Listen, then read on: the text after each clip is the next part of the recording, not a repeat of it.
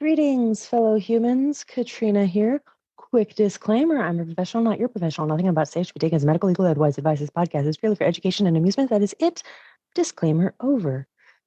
So I thought I'd talk today what I don't know about non-judgmentalness. And I'll preface this by saying it is a mindfulness skill straight out of Marsha Lenahan's DBT skills training handouts and worksheets. And the page that I'm going to be drawing from today is page 61. Like I said, non-judgmentalness is one of 3 how skills. So Marsha Lenahan breaks down mindfulness skills between how skills and what skills. The how skills are non-judgmentally, one mindfully, and effectively. The only one that I'm going to talk about today is non-judgmentalness. So there are different ways to practice non-judgmentalness. And so the idea is that we're leaving out comparisons, judgments, and assumptions. The 10 ways, we'll start with number 1. Practice observing judgmental thoughts and statements, saying in your mind, a judgmental thought arose in my mind. So if you're familiar with another concept called acceptance, radical acceptance, one of the ways to practice that is by noticing when we're actually in denial. So just like noticing a denial thought, that shouldn't have happened, can be practicing acceptance, so too is noticing a judgmental thought that's practicing non-judgmentalness. The sky is really pretty. That's a judgmental thought. Identifying that as non-judgmental. Number 2, count judgmental thoughts and statements. You can do it by moving objects or pieces of paper from one pocket to another, by clicking a sports counter, or by marking a piece of paper. Number 3, replace judgmental thoughts and statements with non-judgmental thoughts and statements. And what I mean by that is if you imagine like a news reporter that was non-biased and just reporting the facts, because the tips it gives for replacing judgment by stating the facts includes, number 1, describe the facts of the event or situation. So only what is observed through your 5 senses. See, hear, touch, smell, taste. See, hear, touch, smell, taste. Yeah. Number 2, describe the consequences of the event. So again, we're going to keep it to the facts, the things that actually happen, not our thoughts about the matter. Number 3, describe your own feelings in response to the facts. And it also makes a note to really remember that emotions themselves are not judgments. Just because I feel disgust doesn't mean that I'm judging the thing that is being, the thing that's in front of me as disgusting. It might be evoking the emotion of disgust. For example, tomatoes for me, I think are disgusting. But that doesn't make tomatoes disgusting, right? So emotions are not judgments.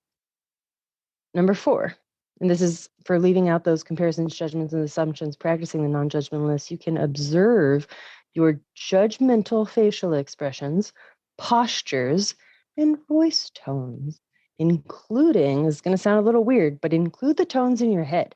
Because when we think, we do think in different tones. Even when we imagine having conversations with other people, you can kind of hear a tone in there. So observe those judgmental tones internally as well. Number 5 is change judgmental expressions, postures, and voice tones. So if you notice yourself having like a judgmental tone, I don't know how to do it exactly, but that was my impression of a judgmental tone. You might adjust and see if you can do a softer tone. Number 6, tell someone what you did today non-judgmentally or about an event that occurred. Stay very concrete and only relate what you observed directly. Number 7, you can write out a non-judgmental description of an event that prompted an emotion. And that non-judgmental description will include the facts, the consequences, and the feelings. Number 8, write out a non-judgmental blow-by-blow account of a particularly important episode in your day. Describe both what happened in your environment and what your thoughts, feelings, and actions were. Leave out any analysis of why something happened or why you thought, felt, or acted as you did. Stick to the facts that you observed. Number 9 says to use your imagination, basically. It says, imagine a person you're angry with. Okay, you got that? Now bring to mind what the person has done that has caused so much anger.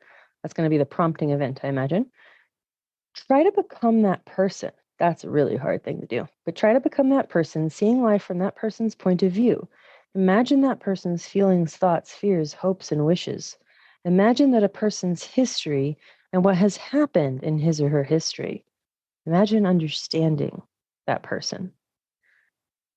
Easier said than done, don't get me wrong. When you're angry at somebody, sometimes the urge is to remain angry, but imagining ways to understand that person a little bit better can spark some feelings of empathy and then reduce feelings of anger.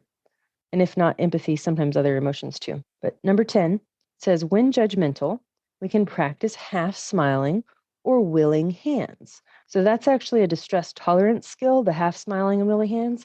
And let me explain it just a little bit. So the half smile is where you barely turn up the corners of your mouth, like just barely. Try it out in the mirror. You should barely be able to see it, if at all.